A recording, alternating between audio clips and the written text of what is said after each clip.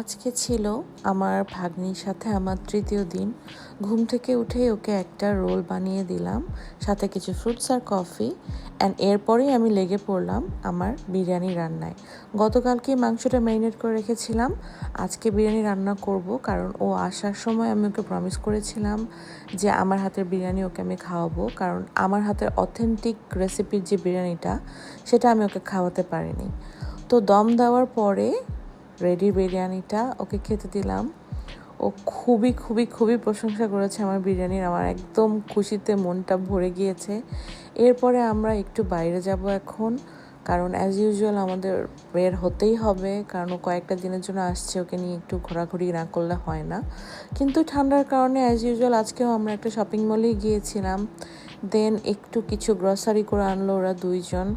আমার সবচেয়ে ভালো লাগছে যে আমার হাজব্যান্ডের সাথে ওর যে একটা ফ্রেন্ডলি বন্ডিং হয়েছে, এটা আমি কখনো ভাবি নাই যে ও আমার সাথে যেরকম ফ্রি, সেরকম আমার হাজব্যান্ডের সাথে ওর একটা সুন্দর ফ্রেন্ডলি বন্ডিং হবে। ওরা দুজন দুষ্টামি করে, জোকস করে, হাসাহাসি করে। আমার খুব ভালো লাগছে এটা এটা আমি চাচ্ছিলাম, কারণ আমরা সবাই একটা সুন্দর সময় কাটানোর জন্য সবার মানসিকতাটা যাতে সেম হয় বা একজন একজনকে বুঝে, সেটা অনেক জরুরি।